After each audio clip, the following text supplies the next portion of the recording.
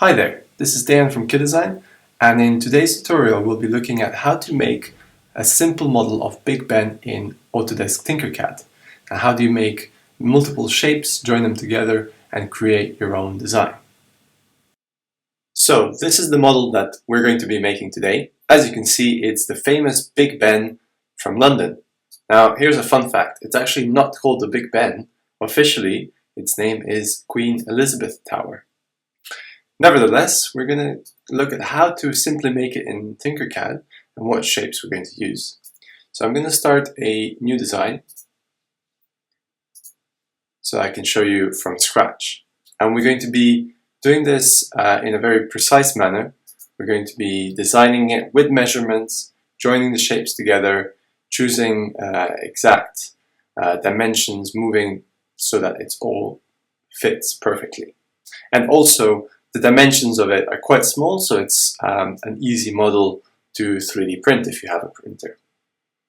So the first thing that we're going to make is the main block. So we're going to use a box and place it. Now in Tinkercad you have to first position the object and then resize it. So we make a block and we're going to change its dimensions up here in the top right menu. We're going to make it 8 millimeters long, 8 wide, and 32 high. Right. We're not going to change the radius or the steps. Now the next thing we need to make is the top pyramid.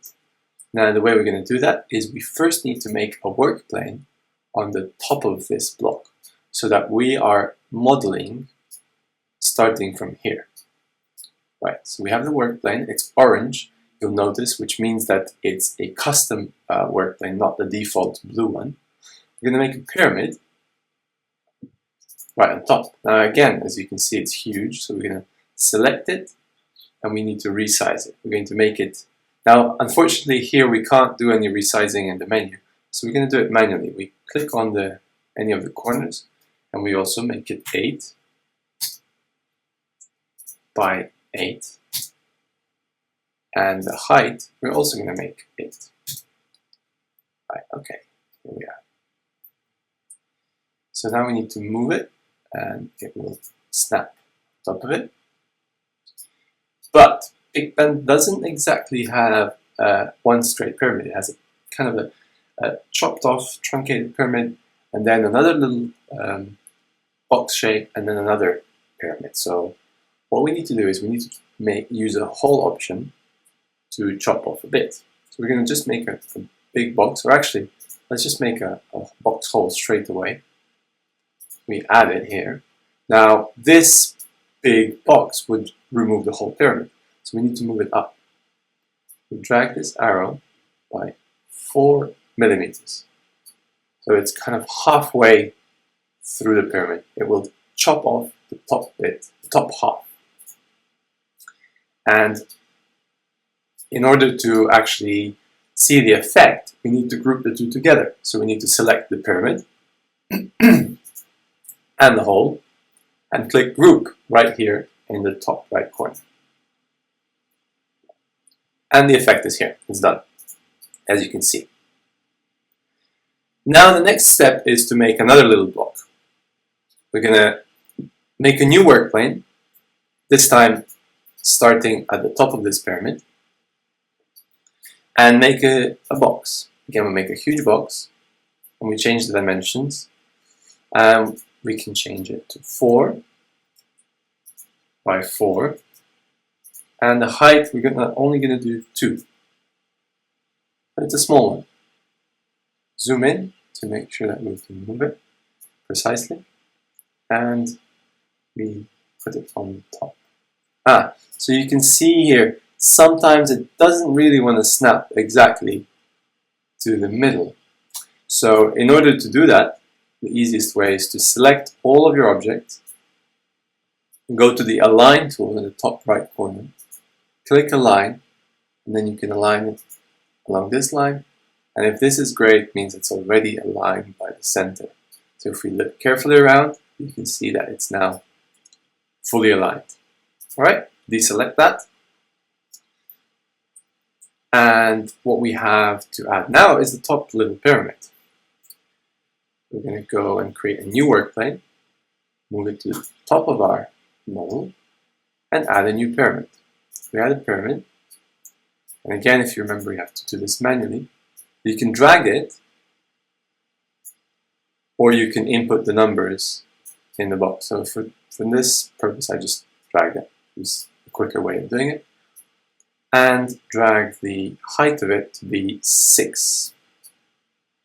Now I have to mention that these proportions are not exactly precise in the ratio of the real Big Ben, but it will look better like this in a 3D model, and especially if you're 3D printing it, because if we were to do it exactly in the same ratio, to be honest, it wouldn't look great when you 3D print it because of the proportions, and the clock would look too flat, and so we're just going to exaggerate the shapes a little bit. So the next thing we're going to do is to add the slightly wider block in the middle of this, which is going to host our clock faces. So we're going to make another block, and we need to first go back to the original work plane. So as you can see now, it's light blue, which means it's the default base foundation. We're going to add another block, anywhere really, and we're going to make it 10 by 10 by 8. So it's 10 length, 10 width, and 8 high.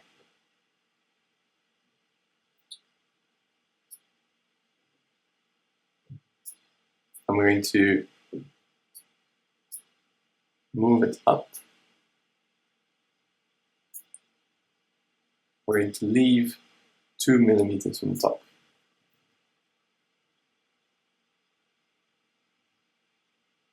Actually, I apologize. Why would we make it 8 high? We're going to make it 10 high.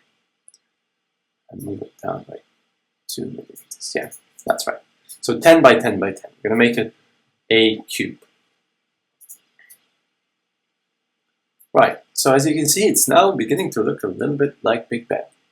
Now, Big Ben actually, in reality, it's also got slightly these kind of edges. It doesn't stick out. So, and it will actually help us 3D print it, because as you know, you need to have a 45 degrees overhang. So we're going to make another pyramid.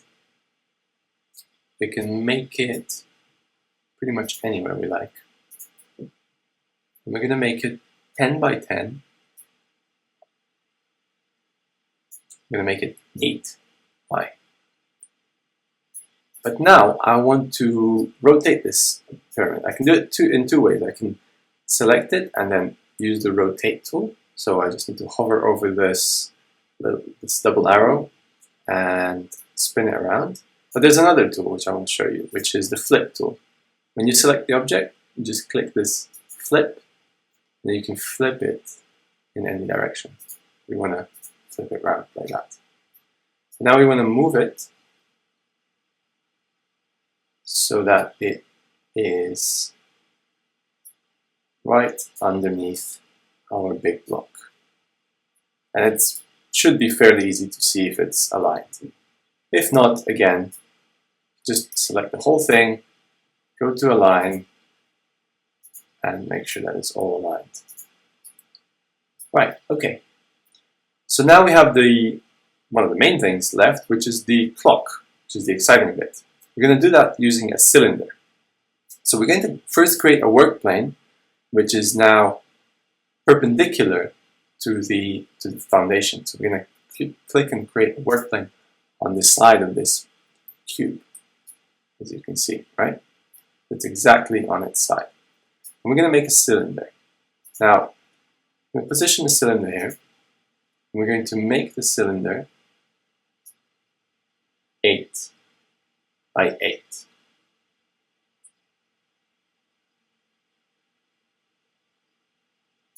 And we're going to make it 12 high. Now, can you guess why it's 12 high, 12 deep? Because we want it to stick out on the other end. And I'll show you, you'll understand in a minute why we're doing that, because we're going to be duplicating it. So we need to drag it inwards so that only 1 millimeter is sticking out. So if you remember, this main block is 8, this one is 10 wide, and the cylinder is 12, which means it will stick out 1 millimeter on each side. And we want to add a bevel to it so it's nice and rounded on the edges.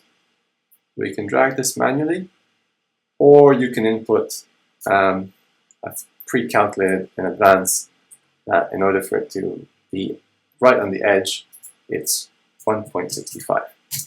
Click enter, and there you go. Now, it's got 20 segments.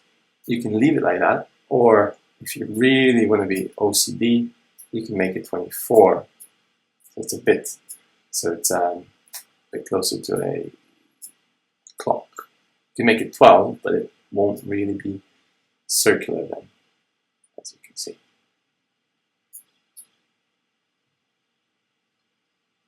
Let's leave it at 12, then each of these is 1 hour. Right, so the cylinder is there. And what we are going to add now is the clock arrows. We're going to cheat a little bit. Instead of making it with blocks, we're going to use text. And guess which letter we're going to use? We're going to create a word plane on the top of the cylinder. We're going to go to the text tool. We're going to type text. Now, you get this window open where you can type your text here. We're going to make the letter L. We're going to choose font sans because it's a little bit thinner. And we're going to make the height 0.5. It's quite flat. And we're going to make it, we're going to hold Shift on our keyboard so that it scales it proportionally. We're going to make it around 3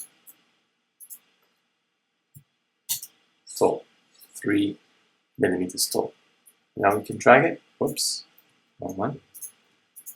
Select the L and drag it, and you want to position it in the middle of your cylinder. Now, how are we going to do that? We're going to look at it from the front, but remember we're in perspective view, so our front view, as you can see, is a little bit distorted. You can see a little bit of the side here, but you can't see the other side. So that's where we switch to orthographic view, and it's exactly at 90 degrees now. Now what we want to do is we want to have this L so that the center of the height on the L is along the center here. We can move it manually, but it will snap too much. So let's try and move it minus 0.5. Oops, wrong direction. Minus 0.5. Too much. Minus 0.25. Almost. Minus 0.2. So we moved it minus 0.2, and we're going to move it 0.2 downwards. There we are.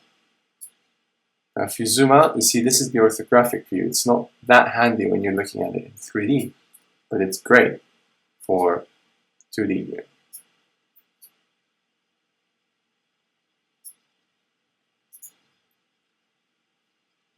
Go back to perspective view. And now we have one clock face. Now, this is great, but we want it on all sides. Now, we can do it manually, but it's much easier if we duplicate it. Now, I want to teach you something quite important here. If you want to duplicate this on the other side, you would select the cylinder and the letter L, click Ctrl D or Command D, rotate the face, rotate it by 180 degrees, look back and, oh my god, look, your L is not there. It's sunken underneath the cylinder. And there's an extra bit of cylinder here. So what happened? What happened is that when you're doing this rotation, it will rotate around the center. In this case, the center is not between this side of the cylinder and this side of the cylinder. The center is between this side of the cylinder and this edge of the L. So it's a fraction of a millimeter distorted. So what we want to do is we want to make sure that it's aligned. So we're going to create a temporary cylinder or box, whatever you want, on the top here. Make it as small as possible, really, just one by one. A tiny cylinder, and add it anywhere on the face. See? And we're going to copy that one. So Control D, drag it over.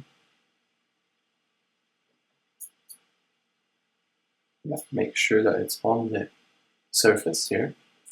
And now if we select that cylinder, this big cylinder, the letter L and the small cylinder, zoom out enough, click Control D, rotate that by 180 degrees. If we remove these cylinders, these temporary cylinders, and look here, you will see that the letter L is exactly here. Because with those cylinders, it was basically finding the middle from this point to this point. So it's right in the middle of what we need. And now we can simply select this L, this cylinder, and this L, Control D, rotate that by 90 degrees. We've got a cylinder on every side. Beautiful. We can get rid of one of these cylinders. And that should be it. Put the work plane back on the base. And we're fine.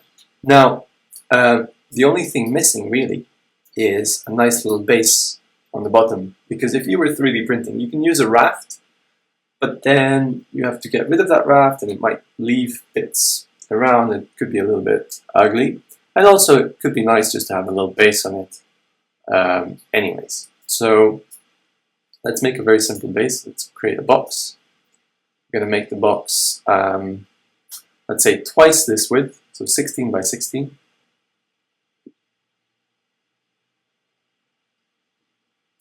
And we're going to make it 0.5 millimeters tall.